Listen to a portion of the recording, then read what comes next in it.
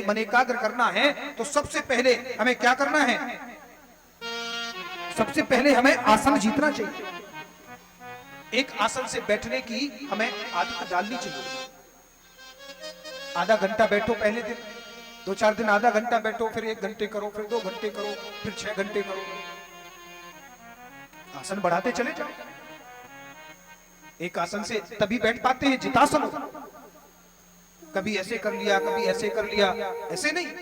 एक आसन, पालती मर गई तो पालती मर गई, जो आसन लग गया वो आसन लग गया। प्यार से बोलो राधे राधे। ये आसन भी बड़ी सिद्धि है। तो एक आसन से बैठने की आदत डालो। जितासन हो, आसन जीतो। जितासन हो, जित श्वास हो। जब आसन आप कंट्रोल में कर ले, जित श्वास हो, फिर प्राणायाम के माध्यम से पूरक, कुंभक, रेचक, ये 3 प्रक्रियाएं हैं। श्वास ऊपर खींचना, फिर रोकना, और फिर धीरे धीरे उसे हाथ पे रखा सत्तू ना उड़े, ऐसी स्पीड होनी चाहिए सांस लेने की और सांस छोड़ने की। ये प्राणायाम की प्रक्रिया है, बड़ी लंबी प्रक्रिया है। तो प्राणायाम के माध्यम से श्वास पर विजय प्राप्त करो। जब श्वास हम खींचते हैं उस समय नाभि में हमारा ध्यान, हमें भगवान विष्णु का ध्यान करना चाहिए। और जब श्वास हृदय में अवरुद्ध करते हैं हम द्वितीय पद्धति में, वहां ब्रह्मा जी का हृदय में ध्यान करना चाहिए। और जब श्वास छोड़ते हैं तो मस्तिष्क में भगवान शिव का ध्यान करना चाहिए। इस प्राणायाम की प्रक्रिया है। तो जित श्वास हो, फिर तीसरी आ गई सीढ़ी, वो है जित संगो। जिता संगो, हमें संगति जीतनी चाहिए। संगति, अच्छे लोगों की संगति करो। गंदे लोगों की संगति करेंगे तो मन एकाग्र होगा ही नहीं। वो तो मन को स्वचालित बना देते हैं। संगति बड़ी महत्वपूर्ण है। कहते हैं जितासनो, जित श्वासो, जित संगो, जितेंद्रिया। और चौथी चीज है, जब आप संग भी जीत लेंगे, अच्छे लोगों का, सत्संगी लोगों का संग करेंगे, तब जाके आप फिर इंद्रियों की सोचें। हमारी 10 इंद्रियां हैं, वो सब अपनी अपनी तरफ खींच रही हैं, तो उनको प्रताड़ित करना है। आंखें चाहती हैं सुंदर दृश्य देखना।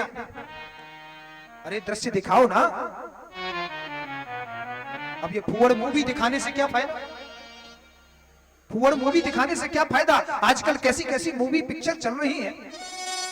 बस उनका एक लक्ष्य है, टीवी वालों का एक लक्ष्य है, पैसे कमाना। आप हम लोग नहीं समझ पाते हैं, हम उसे आनंद समझ लेते हैं अपना।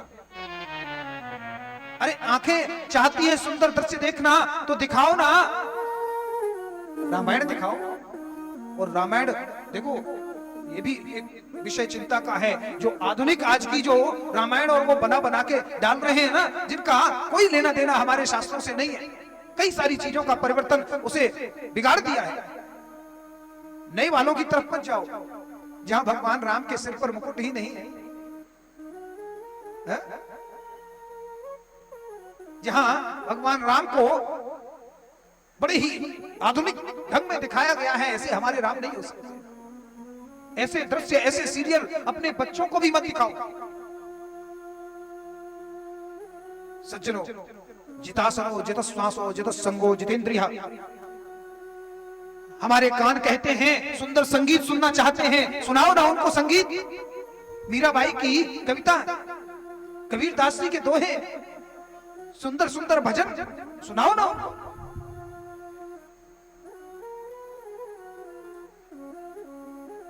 जीव चाहती है सुंदर सुंदर पकवान, चाहती है स्वाद, चाहती है, तो दो ना जीव को भी भगवान का भोग लगा के दो। इससे अंतःकरण शुद्ध हो जाएगा। यदि ठाकुर जी हरि व्यापक सर्वत्र समाना, प्रेम से प्रकट होए में जाना। परमात्मा सब जगह है। कहीं हम ट्रेन में भी चल रहे हैं, हमारे ठाकुर जी भी हमारे साथ नहीं है मान लो, तो परमात्मा का आह्वान करो, तुलसी धारण जरूर करो। प्यार से बोलो राधे राधे। तुलसी धारण जरूर करो और तुलसी से स्पर्श करा के भगवान का आह्वान करो, प्रभु भोग लगाओ। अपने गले में कंठी, जब बगल में टोसा, किसका भरोसा, कहां तुलसी मिले कहां ना मिले। ठाकुर जी बिना तुलसी के भोग पाते नहीं। तो जो कुछ भी पा रहे हैं सात्विकी, जो भगवान पा सकते हैं, ऐसा भोग पाना चाहिए, ऐसी वस्तुएं पानी चाहिए, खानी चाहिए, कंठी से स्पर्श करा के उसे पाओ। इससे अंतःकरण शुद्ध होगा, हमारी इंद्रियों पर अंकुश लग सकेगा। यही है संयम। संयम रूपी कोड़े यदि इंद्रियों में लगाए जाएं तो इंद्रियों पर विजय प्राप्त की जा सकती है। कि इंद्रियों के न दिखिए घोड़े भगे, इनमें हरदम ही संयम के कोड़े लगे। अपने रथ को सुमारग लगाते चलो, कृष्ण गोविंद गोपाल गाते।